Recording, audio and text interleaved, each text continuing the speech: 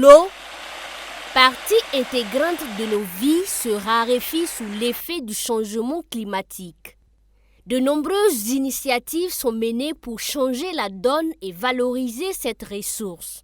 Parmi elles, l'implémentation de musées comme celui implanté à Montilly, village de la commune rurale de Saba. Un musée de l'eau atypique. Il traite d'une thématique unique, l'or bleu. Ce lieu de conservation est né de la volonté d'un homme qui a partagé sa vie entre eau, hygiène et assainissement. Le musée a été créé en 2005. Il a été officiellement reconnu par les autorités burkinabées en mars 2021 à la faveur de la 28e journée mondiale de l'eau. Depuis, il attire de nombreux visiteurs. Notre immersion dans ce lieu sous une fine pluie a débuté par une démonstration de la recherche de l'eau avec 3 instruments différents. Le bâton du sourcier, le fer pris sous la forme Y et les 2 rayons de vélo. Je fais 2 rayons de vélo que je prends sur le côté, je me les mets dans les 2 paumes et j'avance. Lorsque je vais arriver sur la nappe phréatique, les 2 rayons vont se croiser. Donc je fais l'expérience, j'avance, et voilà que mes 2 rayons se sont croisés ici.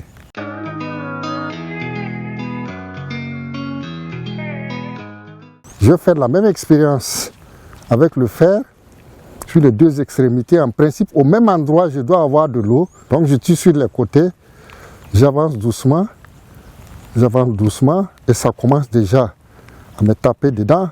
Voilà, je vais doucement, et voilà, il commence déjà à vibrer pour me dire que j'ai de l'eau à partir de cet espace-là. Après le savoir-faire des sourciers, l'évocation de la corvée de l'eau par les femmes. Selon certaines statistiques, elles marcheraient environ 5 km pour avoir de l'eau. Cette corvée est matérialisée sur le sol à travers des pas de façon ludique. Chaque pas est symbolisé par un test. Après cette étape, le forage, une autre corvée. Bon, maintenant on rentre au forage. C'est un peu ça qu'on fait. Jusqu'à ce qu'on ait de l'eau. À quelques mètres du forage, un parc de pompes renferme 47 modèles.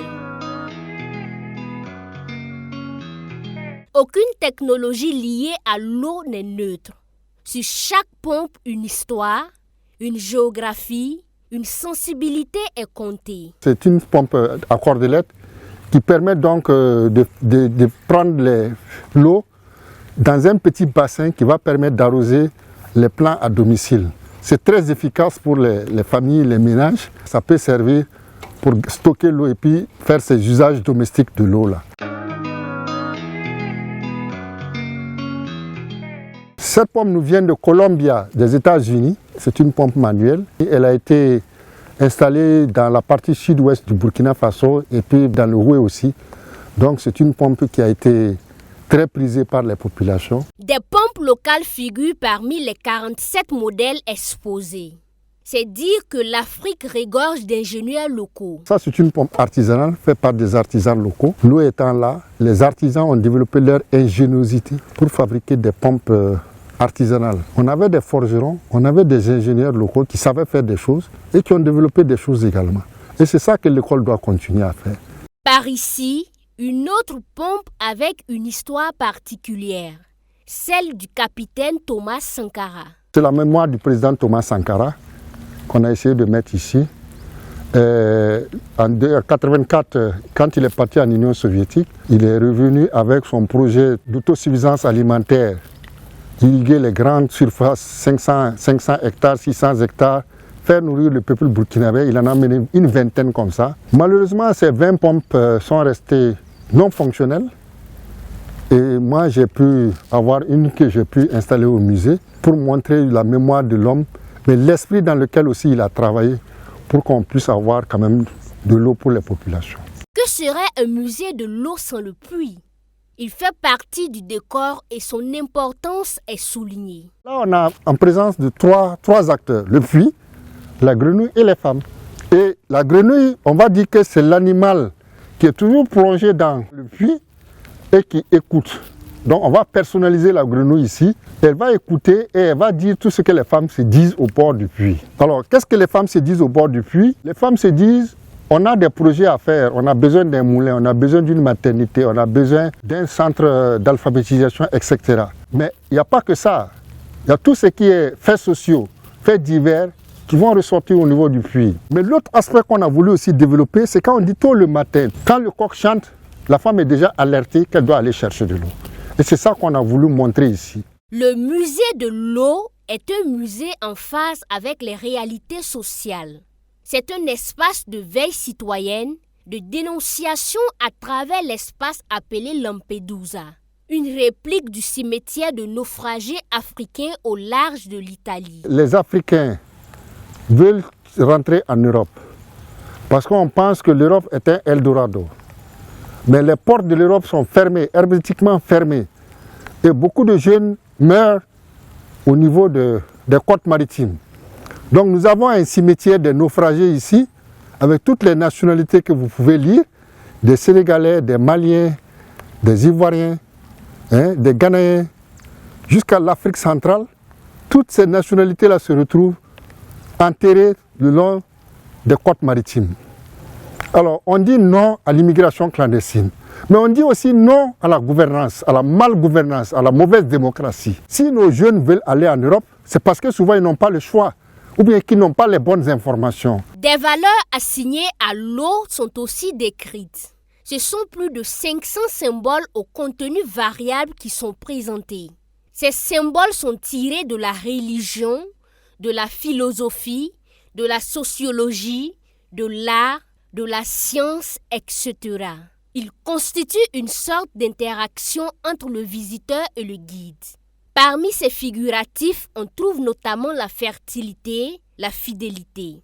En termes de fertilité, on va dire, ça va permettre d'arroser, de donner vie à certaines plantes. C'est ça la fertilité. Mais il y a aussi l'autre fertilité du point de vue biologique, c'est-à-dire une sémence entre le sperme et la femme pour qu'on puisse avoir une forme de naissance. Ça, c'est l'aspect positif. L'aspect négatif, c'est l'infertilité aussi. Quand il n'y a pas d'eau, on va arriver à des infertilités ou des sécheresses.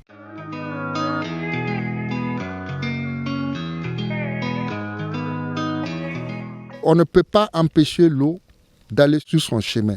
Elle est toujours fidèle à sa voie. Il faut éviter d'empêcher l'eau de suivre sa voie normale. Sinon, après, ça vous fait ce qu'on va appeler une inondation ou une catastrophe. Quand on dit aux gens, n'allez pas vous installer sur les cours d'eau et que les gens ne comprennent pas, un jour, l'eau se fâche et elle ravage tout sur son territoire. Le promoteur du musée de l'eau entend ainsi valoriser cet or bleu dans un pays où cette ressource se fait rare. L'objectif, c'est vraiment de valoriser, sauvegarder et pérenniser le patrimoine matériel et immatériel. Deuxièmement, c'est de sensibiliser les générations actuelles et futures sur la place et l'importance de l'eau, les vertus de l'eau. Troisièmement, c'est de sensibiliser les hommes politiques, les leaders politiques, les sociétés civiles sur la question de l'eau. Après 18 années d'existence, le musée est encore confronté à d'énormes défis, dont le premier demeure la mobilisation des ressources financières. Le soutien financier de l'État étant encore très faible. L'État burkinabé ne fait pas des efforts pour le musée de l'eau. En tout cas, en ce qui concerne le musée de l'eau, on n'a aucun apport du gouvernement. On a juste eu un inventaire de la direction régionale qui a commencé. On peut peut-être appeler ça un accompagnement, c'est vrai. C'est un espace sur lequel nous sommes en train d'aller sur un musée écologique, éco-citoyen, mais on a besoin de planter beaucoup d'arbres et de les entretenir. Une chose, c'est de planter, l'autre, c'est de l'entretenir. C'est un espace qui n'est pas clôturé. Donc la divagation des animaux, c'est vraiment une chose courante ici. Il faut que la clôture du musée soit une réalité. L'autre chose, c'est aussi de voir comment on peut renouveler les pièces muséales. Parce que les pièces commencent à être vieillissantes. il faut les changer. Mais aussi, c'est bon que le musée ait une réserve avec beaucoup plus de pièces muséales qu'il y a 10 ans, il y a 15 ans de cela. Le musée vit grâce aux donateurs et visiteurs. Le musée survit sur les visites que les gens font, mais aussi on a quand même quelques donateurs. Il y a des gens qui sont de très bonne foi, qui nous donnent un peu d'argent pour nous permettre de survivre. Ils ne sont pas légion. Il y en a qui ont apporté de l'argent pour payer les plans. Il y en a qui ont apporté des ressources pour payer le personnel. Donc il y a des contributions volontaires qui participent à la survie du musée. Je veux bien dire à la survie du musée. Mais il aurait fallu qu'on ait des ressources pérennes. C'est ça qui est le plus important. S'il n'y a pas de ressources pérennes, le musée ne peut pas vivre. Les besoins du musée de l'eau sont énormes. Son fondateur multiplie les contacts et tente de nouer des partenariats avec des structures internationales afin que le musée soit une école d'anthropologie de l'eau.